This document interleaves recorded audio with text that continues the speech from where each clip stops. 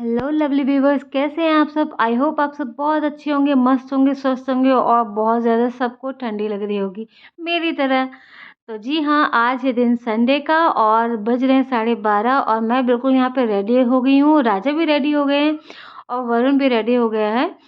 तो हम लोग जा रहे हैं मार्केट। जी हाँ, हम लोगों को बंजारा मार्केट गुड़गांव वाली जाना था, बट यार बहुत दूर हो जाता है नोएडा से गुड़गांव। तो वरुण तो वैसे डेली अप डाउन करते ही हैं, बट मेरे लिए बहुत दूर हो जाता है। तो वरुण ने यहाँ पे ही एक्सप्लोर कर लिया है, सर्च कर लिया है 62 की, नोएडा 62 में है एक बंजारा मार्केट।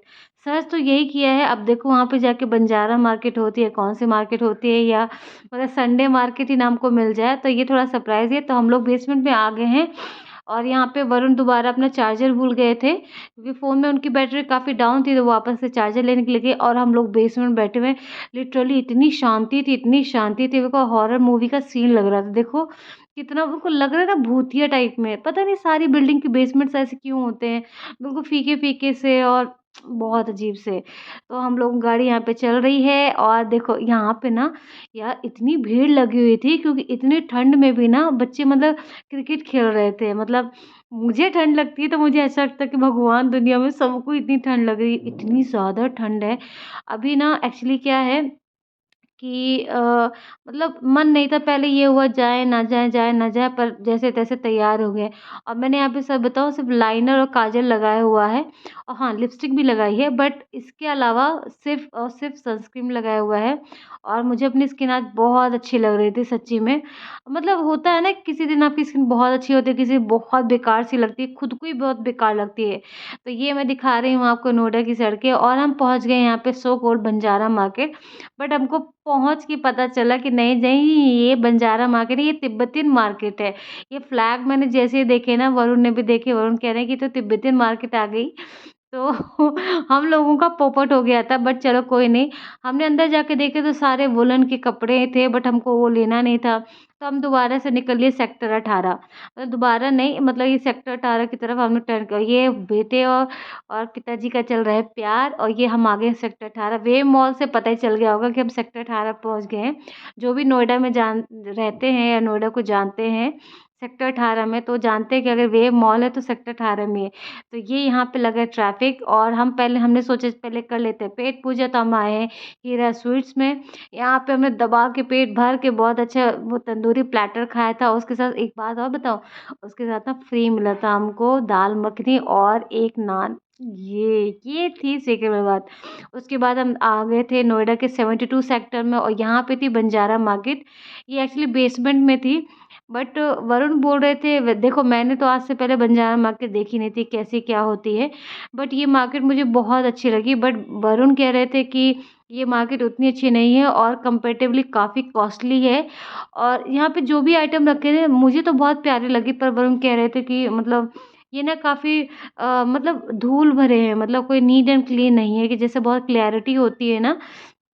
वही मैं वरुण से पूछ रही थी क्या करना है, तो रो धो के मैंने फिर भी कुछ ना कुछ ले ही लिया था। ये उसकी क्लिप मैं बाद में दिखाऊँगी, मैंने लोकेट मार्केट से क्या-क्या परचेज़ किया है। उसका वीडियो आपको आगे के उसमें देखने को मिलेगा, बट अभी नहीं।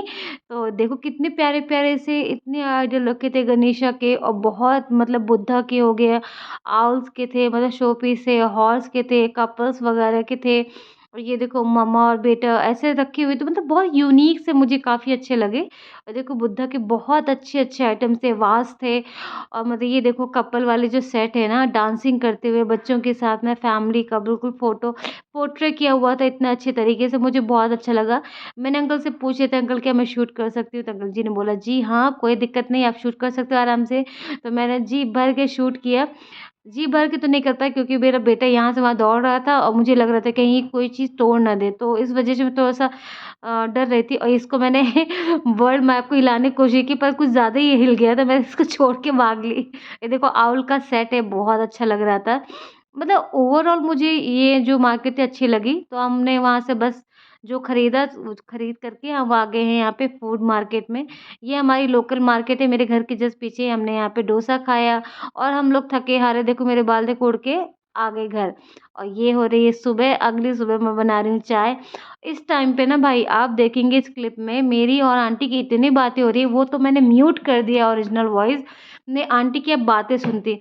मेरी हेल्पिंग हैंड मेरी आंटी जितनी हेल्प मतलब जितनी बातें करती है ना, चटपटी बातें करती है ना, वो कोई नहीं कर सकता। आजकल के न्यूज़ चैनल भी नहीं कर सकते, जो उनका काम हो गया है, बट नहीं कर सकता सच में। मेरी जो आंटी इतनी बात करती हैं, और आंटी मेरे यहाँ पे थोड़ा-सा झगड़ा हो रहा है इस बात पे कि आंटी कह रही मैं कल छुट्टी लूँगी ट्यूसडे को, पर मैंने बोला नहीं, नहीं भैया ट्यूसडे को मैं छुट्टी बिल्कुल नहीं दे सकती, क्योंकि ट्यूसडे में बहुत ख़ास दिन है, मेरा व्रत भी होगा, हाथ छठ है, तो मेरी पूजा भी है। तो वो दिन काफ़ी ख़ास है, तो मैं उस दिन मतलब यार मैं बिल्कुल भी रिस्क नहीं ले सकती कि मेरी पूजा लेट हो जाए, क्योंकि एक फ़िक्स टाइम होता है, मुहूर्त होता है हर पूजा का, तो उसी हिसाब से मैं चलूँगी।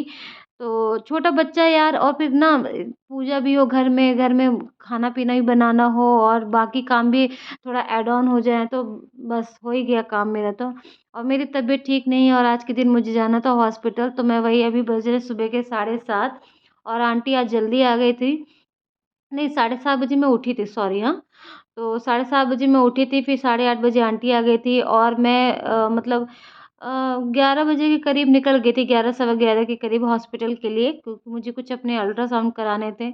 मैं बोल रही हूँ कई वीडियोज़ में मेरी तबीयत ठीक नहीं लग रही है, सच में मुझे बहुत ज़्यादा डाउन फ़ील होता है। अजीब सा एक पेन बना रहता है बॉडी में, जो फीमेल्स को अक्सर होता है ब्रेस्ट में या हमारे मतलब इंटीमेट जगह पे होता है, वैसे ही मुझे हो रहा है। तो बस उसके लिए सोचा मैंने कि चलो डॉक्टर को थोड़ा कंसल्ट किया जाए, उनको अल्ट्रासाउंड वगैरह करा ही लिया जाता है। तो मैं यहाँ पे खड़े होके आंटी से बातें कर रही हूँ, मेरी चाय भी पक रही है, आंटी पोछा लगा रही हैं, क्योंकि फिर मैं और आंटी साथ बैठ के चाय पीते हैं। हमारा मतलब रूटीन सेट है, मैं अपने हस्बैंड के साथ बैठ के चाय पीऊँ ना पीऊँ, आंटी के साथ ज़रूर पीती हूँ। इस सैटरडे संडे तो बिल्कुल नहीं मैं चाय पी पाई उनके साथ, क्योंकि मैं सोती रही और वो बहुत जल्दी उठ जाते हैं। क्योंकि मेरी तबीयत ही ठीक नहीं थी कि मैं उठ जाऊँ और बिल्कुल ऑन टाइम उठ जाऊँ 6 बजे। एक्चुअली वरुण अगर 2 बजे भी सोएँगे ना, तो वो 6 बजे और साढ़े 6 बजे उठ जाएँगे।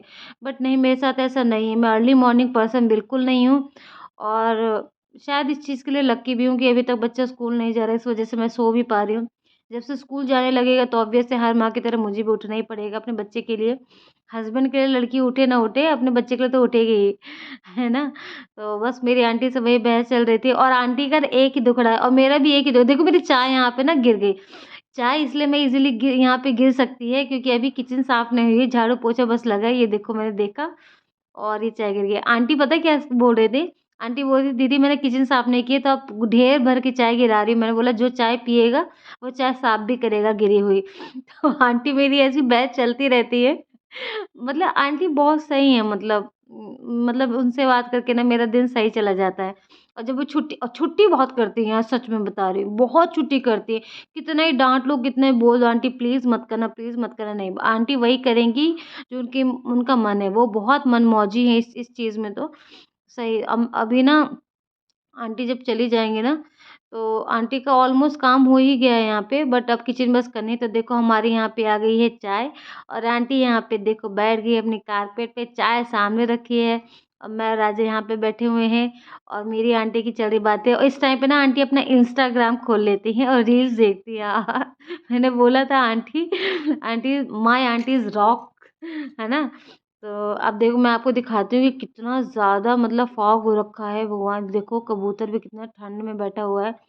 मैंने सोचा था इसको अंदर ले लूँ, पर ये बेचारा उड़ ही गया, मैं क्या करूँ? डर के मारे उड़ गया। मैं बाहर जाने की कोशिश किया मैंने तो और यहाँ पे कपड़े धुल चुके हैं और ये कपड़े मैंने नहीं धुले थे, वरुण ने धुले थे। और ये जो ढेर धुल दिया है ना, ये मुझे सब सेट करना है। मैं चलो दिखाती हूँ आपको कि कितने सारे कपड़े मेरे पास सेट करने के लिए पड़े हुए हैं। तह लगा-लगा के रखने मेरी हालत खराब हो गई। देखो पूरा बेड भरा हुआ है, पूरा बेड। अरे है ना मतलब अभी 1-2 दिन से मैं कपड़े नहीं धुल रही थी, बोलो ना एक्स्ट्रा ही कपड़े धुल रहे हैं मतलब कि करती रहेगी बैठ कर के काम और देखो यहाँ पे कितना फॉग कुछ नहीं दिख रहा है। अभी यहाँ पे बज रहे हैं 10 सही बता रही हूँ 10 बजे का समय है, ये कोई 6 बजे का साढ़े 5 बजे का टाइम नहीं है, 10 बज रहे हैं और ये हालत है इतनी खराब विज़िबिलिटी थी कि मतलब ऊपर से देखो तो इतना क्लियरिटी नहीं दिख रहा है, फ़ोन से शायद अच्छे से नहीं दिख रहा है, बट बहुत ज़्यादा धुंध थी और 6 साढ़े 6 बजे जब मैं उठी थी तब तो बहुत ही ज़्यादा मतलब धुंध थी। मैं यहाँ पे चेक कर रही थी कि कपड़े तो नहीं फैलाने के लिए पड़े क्योंकि रस्सियाँ तो बिल्कुल ख़त्म ही हो गई हैं, सारे कपड़े ही भरे हुए हैं। आंटी यहाँ पे जा चुकी हैं काम करके और मैं भी यहाँ पे नहा कर के आ गई हूँ। मैंने सोचा चलो आपको थोड़ा मौसम दिखा दिया जाए। देखो कपड़े बाप रे बाप! मुझे करने पड़ेंगे, मेरे को देख-देख के हालत खराब है। भगवान कृष्णा प्लीज़ मेरी हेल्प करना। ठीक है? तो अब मैं यहाँ पे नहा के अपना आ गई हूँ और यहाँ पे राजा को भी रेडी कर दूँगी। राजा को मैंने अभी फ़िलहाल नहलाया नहीं है, क्योंकि मैंने सोचा कि हॉस्पिटल से आने के बाद ही नहलाऊँ, क्योंकि हॉस्पिटल में ये कन्फर्म है कि लोटेगा ही उसके यहाँ पे फर्श पे, हर जगह को, हर चीज़ को टच करेगा, वॉल्स को टच करेगा। तो वापस आने के बाद इसको नहलाऊँगी, अभी नहीं नहलाऊँगी। तो मैंने नहा लिया है, अब मैं राजा के कपड़े निकाल दूँगी। एक्चुअली इसने सिंगल पैंट पहना हुआ है, तो मैं सोची थी इनर मतलब होता है ना पैजामे टाइप में कुछ पहना दूँ, जिससे क्या हो ना कि थोड़ा-सा कवर रहे, क्योंकि वो जो ढीला-ढीला पतला-सा है वो विंटर्स का नहीं है पैंट, वो समर का ही है, इतना गर्मी वाला है नहीं। गर्मी वाला ही है, सर्दी वाला है नहीं, इस वज़ह से मैं इसके अंदर ना ऑरेंज वाले पैंट के अंदर ये वाला पहना दूँगी जो मैंने हाथ में लिया हुआ है।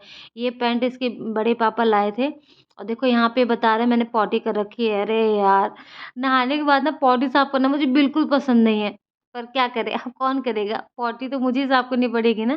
तो यहाँ पे राजा की पॉटी साफ हो गई है और राजा को मैं डायपर पहना चुकी हूँ।